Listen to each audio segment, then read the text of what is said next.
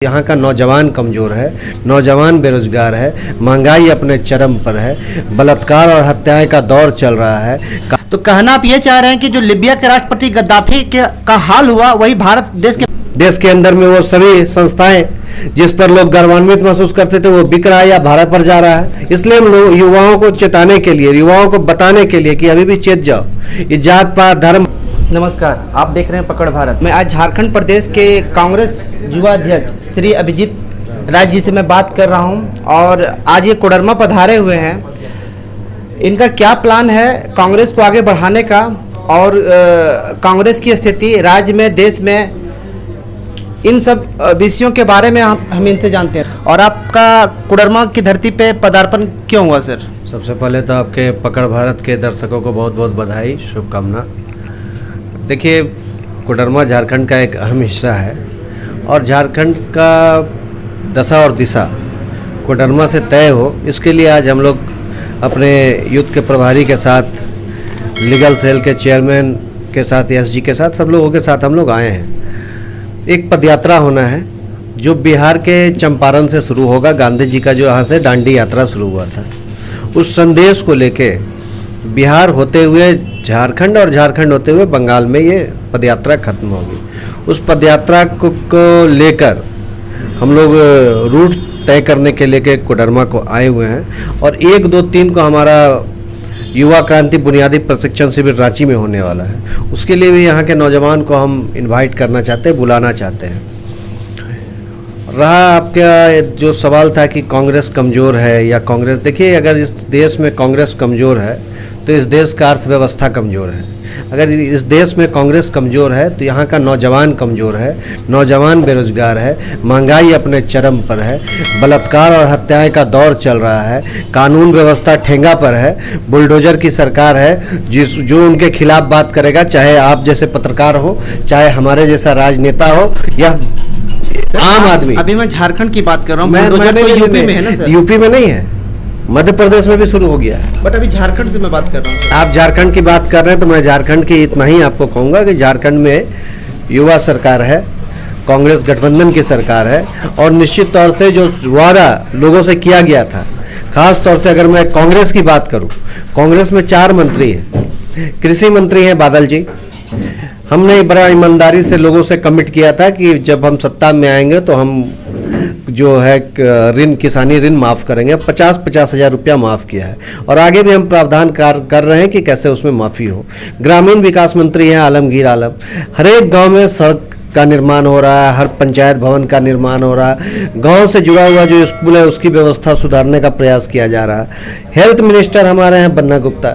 लगातार कोरोना काल में जब भाजपा की सरकार हाथ खड़ा कर दी थी तो झारखंड में स्वास्थ्य व्यवस्था तो छोड़ दीजिए, झारखंड से ऑक्सीजन दूसरे राज्यों में जा रहा था। लोगों को जान बचाने का काम झारखंड सरकार और झारखंड के हेल्थ मिनिस्टर कर रहे थे। अब आ जाइए आप फाइनेंस मिनिस्टर पर, जो कि आपका खाद्य आपूर्ति मंत्री भी है।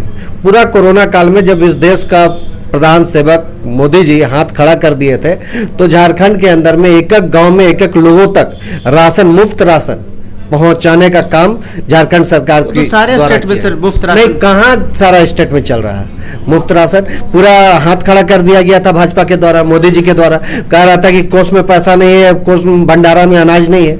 हम क्या कहना चाहेंगे, पूरा देश कह रहा है बेरोजगारी चरम पर है, नौजवान सड़क पर हैं, असमंजस की स्थिति में छात्र हैं। वो डेली सोचते हैं कि क्या पढ़े कि जॉब मिले, जॉब है नहीं। दलित के लिए कोई आरक्षण नहीं है, जब जॉब ही नहीं है तो उनके लिए आरक्षण की बात कौन करेगा।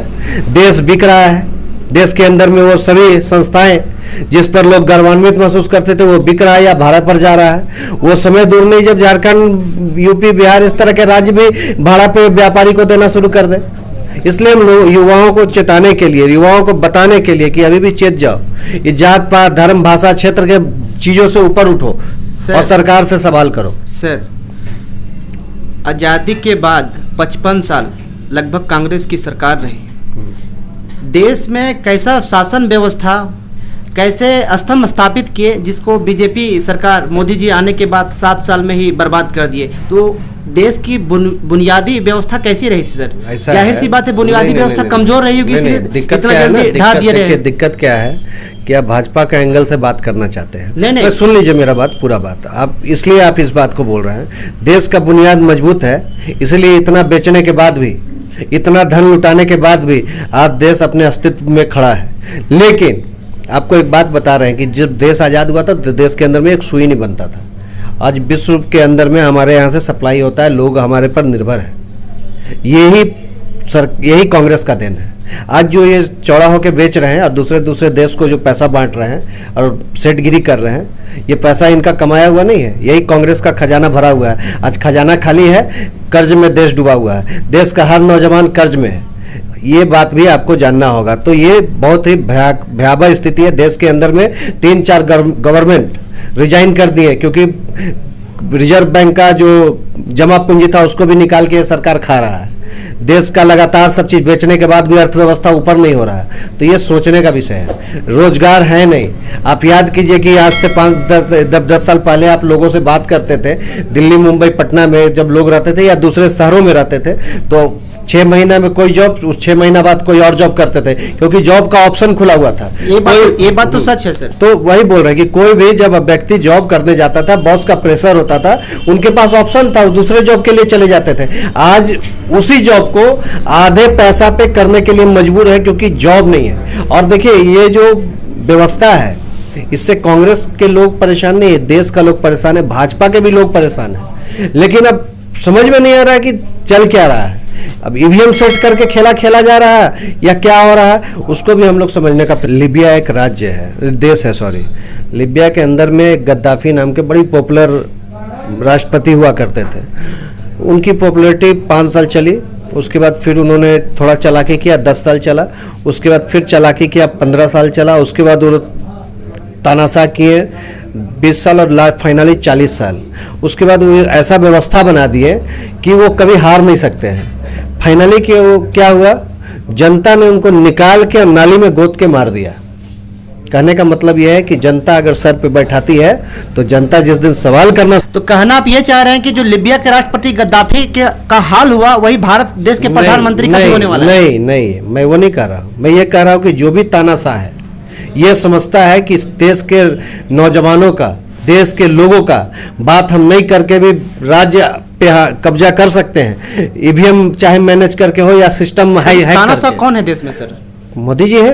लोग सड़क पे उतर के चिल्ला रहे हैं, उनका सुना नहीं जा रहा है। लोग अगर सरकार के खिलाफ बात कर रहे हैं तो उनको जेल में जा रहा है, चाहे वो राइटर हो, चाहे पत्रकार हो, चाहे राजनेता हो, चाहे वो समाज के कोई वर्ग का लोग। तो कुल मिलाकर यही कहना है, जो गद्दाफी का जो हाल हुआ है मोदी जी का होने वाला है? नहीं, फिर आप बात को गलत ट्रैक पर लेके जा रहे हैं। मैं ये कह रहा हूँ कि तानाशाह अगर आप होंगे तो ऐसा तानाशाह का क्या हश्र हुआ है, ये देश देखा है कि हिटलर जैसा आदमी का राज नहीं चला, लीबिया के गद्दाफी जैसा आदमी का राज नहीं चला, सद्दाम हुसैन जैसा लोगों का राज नहीं चला।